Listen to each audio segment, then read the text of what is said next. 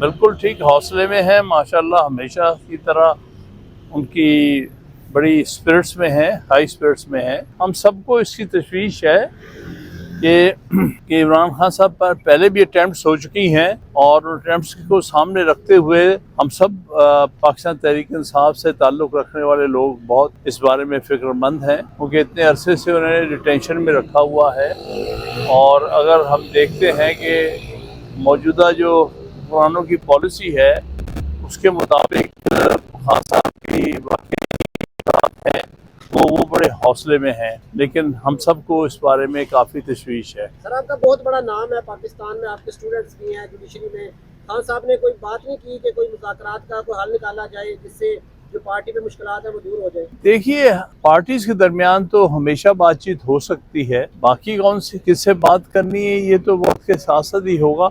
लेकिन अभी तक तो पार्टी के साथ सिर्फ जुल्म, ज्यादती और जबर ही हो रहा है। और आपके सामने जितनी सियासी जमातें हैं उन्हें छुट्टी है, वो खुल के अपनी सियासी एक्टिविटीज़ कर रहे हैं, वो अपने दफातर खोल रहे हैं, इलेक्शन कैंपेन शुरू कर दी है, या फिर वो मजबूर किया गया कि वो अंडरग्राउंड हो जाए। लिहाजा पार्टी को किसी तौर पर भी इवन प्लेइंग फील्ड नहीं मिल रहा। एक तरफ एक पार्टी हेड को जो कि कॉन्विक्ट भी है, जिसके खिलाफ केसेस भी हैं, उसको लाया जाता है सरकारी प्रोटोकॉल देकर, और लाके वो प्रोटोकॉल के जरिए वो बातें करते हैं। ऐसे लगता था कि जैसे इनको वज़ीर आज़म उन्होंने पहले से डिक्लेयर कर दिया है भी इलेक्शन हो रहे हैं। एक तरफ तो ये हाल है, और दूसरी तरफ जो मुल्क का सबसे हरदिल अजीज लीडर है और जो पार्टी जो कि मुल्क में सबसे ज्यादा पॉपुलर पार्टी है, उनको हर काम से सियासी अपनी एक्टिविटीज से रोक दिया गया है। तो बहुत बड़ी नाइंसाफी, ज्यादती और जबर हो रहा है।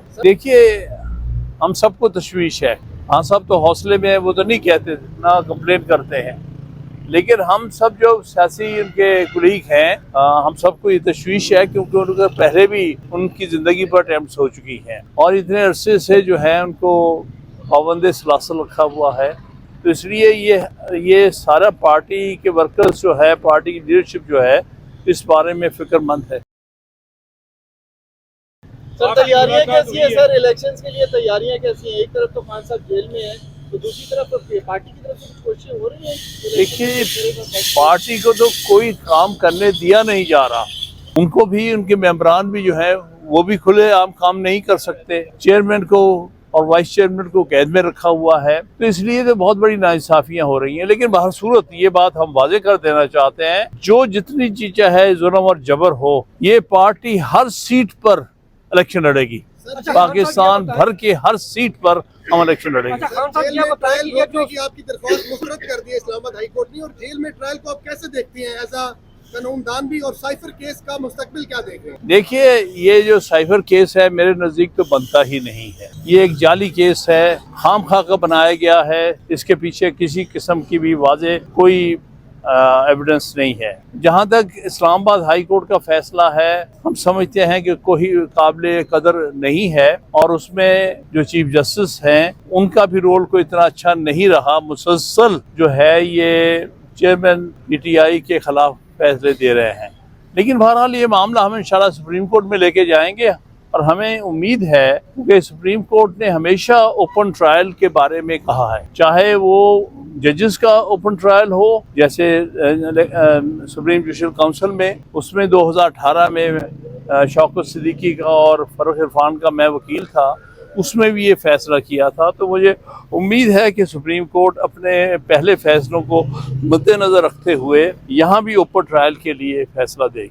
अच्छा खान सर, आपने कहा कि पीटीआई हल्के से इलेक्शन लड़े, तो एक ही सूरत में पॉसिबल अगर वकला जो है वो सामने आए, तो क्या खान साहब ने इस हवाले से आपसे कहा कि आप लीड करें पंजाब में? या देखिए, बात यह है कि पार्टी वर्कर्स में हिस्सा लेंगे, और पार्टी के वकला का पूरा हक है कि वो भी पार्टी पॉलिटिकल एक्टिविटी में हिस्सा लें, इलेक्शन लड़ें, इलेक्शन में भरपूर हिस्सा लें, और इंशाल्लाह ताला भरपूर हिस्सा लेंगे वकला। क्योंकि एक ही तो फोर्स है सारे पाकिस्तान में जो कि आज़ादी से खड़ी है, जिसको दबाया नहीं जा सका। तमाम तर कोशिशों के बावजूद वकला कोई दबा नहीं सके, और वो पूरी तरह से पीटीआई के साथ और चेयरमैन इमरान खान के साथ खड़े हैं। पिटीशन ऑलरेडी पेंडिंग है और बल्कि 25 मई से पेंडिंग है। इमरान खान साहब उसमें पिटीशनर है और हमने ये कहा हुआ है कि जिस किस्म का जुल्म और जबर का इस वक्त माहौल है, ये इस तरह कभी कोई पार्टी को काम नहीं कर सकती।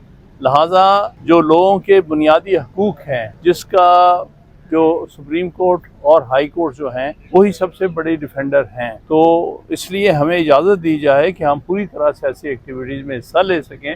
जिस तरह दूसरी सियासी जमातें सियासी एक्टिविटी कर रही हैं, हमें भी पूरी तरह से एक्टिविटी में हिस्सा लेने दिया जाए और चेयरमैन को भी रिहा किया जाए ताकि वो इलेक्शन कैंपेन को लीड कर सके। हमें सब इलेक्शन कमीशन की जानिब से 11 फरवरी की तारीख दी गई। इलेक्शन खान साहब तक ये खबर पहुंच चुकी है। अगर पहुंच चुके तो खान साहब ने कुछ ऐलान किया है, लाएअमल के बारे में कुछ बताया है कि किस तरीके से इलेक्शन कैंपेन की जाएगी, क्या लाएअमल होगा पाकिस्तान के साथ? देखिए, बात ये है, पहले जो ऐलान किया गया था उसमें ये कहा था कि जनवरी के आखिरी हफ्ते में होंगी। आज पता चलता है कि इलेक्शन कमीशन कह रहा है 11 फरवरी की तारीख।